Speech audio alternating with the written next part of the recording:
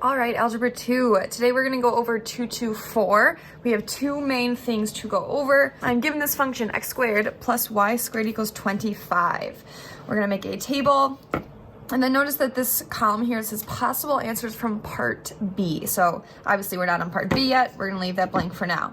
It also says don't use the graph or table function on your calculator. So that means on your graphing calculator, I don't want you to plug anything in other than just numbers for calculation. So this -5 here is my x. If I want to plug that in, right, and then it's equal to 25. So -5 squared is a positive 25. But then I got 25 on both sides. So I have y squared equals 0, which means that our y value is 0 at -5. And I'm going to go ahead and plot that point as well. And then I did give you an outline of the numbers that I want you to do. So all the way from -5 to 5. If you would like to try those calculations on your own, go ahead and pause the video. Otherwise, stay here and I will fill in the table for us.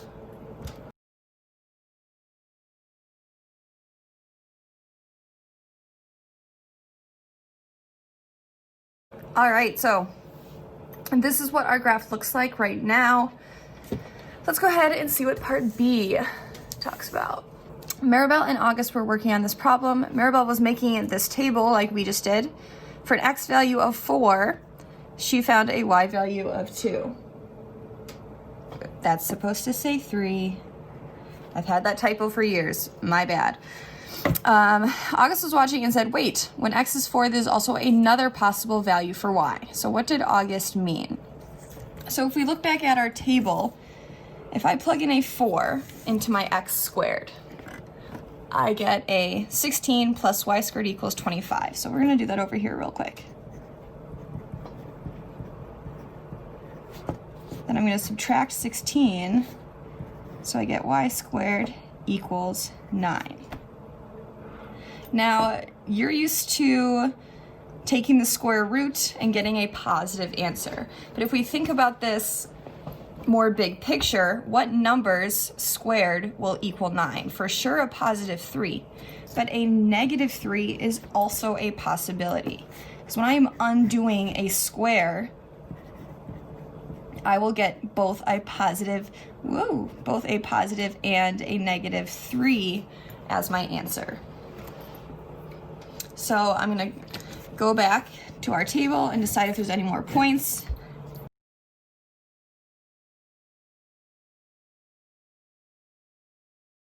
Part C, complete your investigation of this function. So I would like you to pause this video ideally so that you can answer these questions on your own, and then I'll have you check back. All right, so here are the answers I got for part C. Making sure that you have your equal sign underneath your inequalities, writing your intercepts as points. Other important points, the center isn't necessarily a point on our graph, but since it's a circle, it's definitely something we want to write down. And you may have also written that the radius is 5, if we remember that from geometry. Is this graph a function? No, because to be a function, you can only have one output per input, which is clearly not true. And the last question, could we graph this in our graphing calculator as it is? Well, if it's x squared plus y squared equals 25, no, the only way that we can enter stuff in our graphing calculator is in y equals 4. You could in Desmos write it in this form, but in a graphing calculator, you would have to do a bunch of rewriting, which we are not going to do today. So the last thing before we compile all of our knowledge, what is the radius? Well, we already talked about it is 5. And then if we just want to give ourselves a visual, so from our center to an edge is 5. And that is true all the way around the circle, not just on an axis. And then how is the radius related to the equation? So what do we know about 5 and 25, right? 25 is the only number that we're given, so it has to relate to that somehow. So we know that 5 squared is 25. That for sure works. We also know that 5 times 5 is the same as 5 squared. And I would say that's about all we need. So our radius times itself is how we got this answer. So let's go ahead and fill out all of our information. This non-function is a circle. The parent function will look similar to what we just had, but it's not always going to have 25, right? Depending on what your radius is, that's going to change what it is equal to. We are going to use the letter R to represent radius. And then just like we discovered up here, R squared equaled our output, so R squared is what we're going to set our equation equal to. Now, graphing form, it is very similar in terms of x from all of our other equations, right? The x minus h is in parentheses. We know that the h will be opposite, meaning if it says x minus h, that means it's actually going positively on the graph. Now the circle is different because your k value is also in parentheses along with your y, which means that your k will also be opposite. So if it says y minus 4, that actually means on the graph we will be moving positively. So that would be an up transformation. Now, the h and k. So originally, in the one that we graphed, I don't have an h and a k, which means our hk is 0, 0, which is the center of our circle.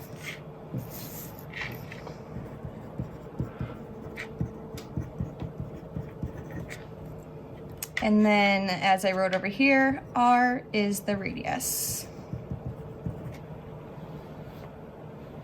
All right, we're halfway done.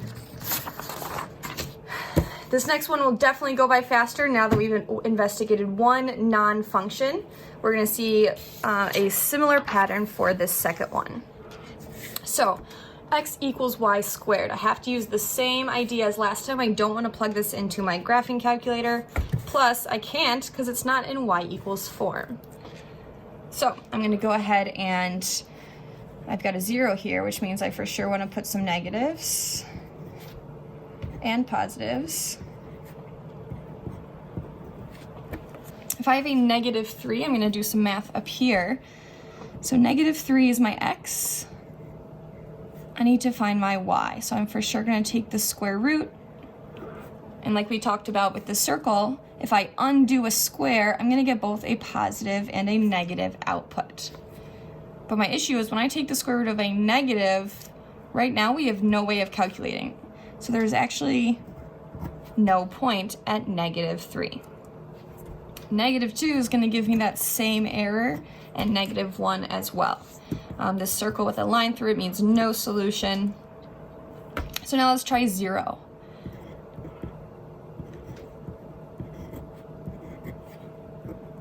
If I undo a square, I get positive and negative. Square root of 0 is 0, and positive and negative 0 is just 0. So we're going to continue through with our numbers 1 through 5. Take a second, do that calculation on your own.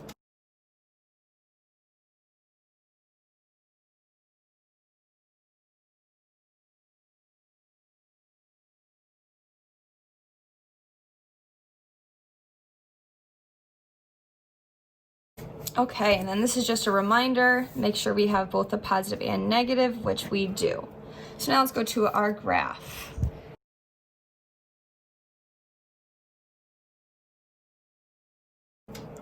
And then I'm going to skip those two guys because I see I've got another nice point, so I can for sure do that. 4, 2, and 4, -2.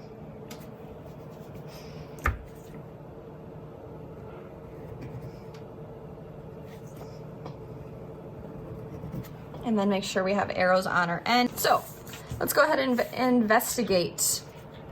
If you'd like to do it on your own, go ahead and pause. All right, so here's what I've got written. My domain, making sure that it is equal to 0. My range is all real numbers. Both my intercepts are 0, 0.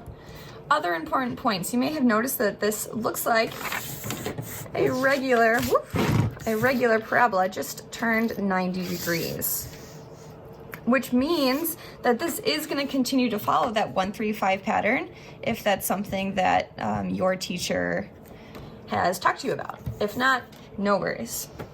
Not a function, multiple outputs per input, and then same as circle, no, we cannot enter it into our graphing calculator, but as we saw as we were solving, it simplifies here.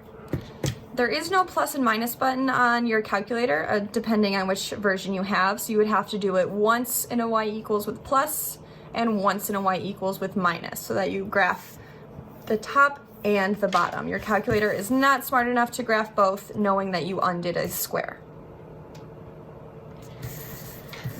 All right, so we do call this a sleeping parabola because it's on its side. So knowing everything we do about A, H, and K, where should they be placed in this equation? So we know that our H is still going to be our left and our right, which always deals with our X value. So I'm going to first put that in.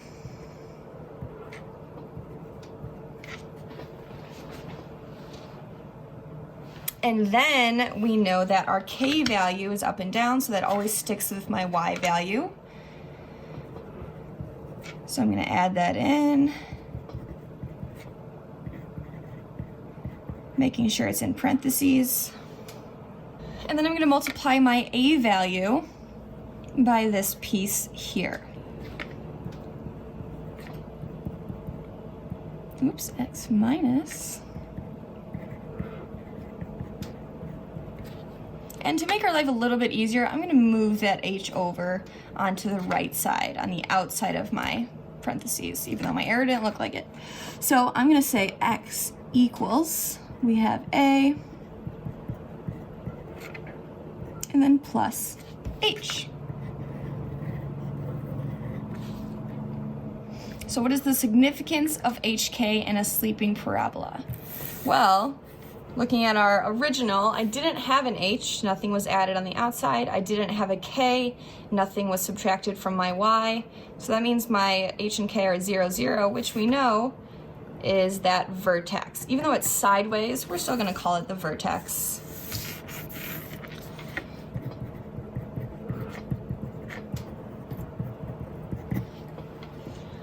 How is this similar or different from a regular parabola? I would love for you to write down anything that you notice, anything that could help you graph one, knowing all of the stuff that we've done with the original. So I'm going to leave this open to you since these are your notes. Last thing, filling everything out. This non-function is a sleeping parabola. My parent function is what we graphed. And our graphing form is what we have up here.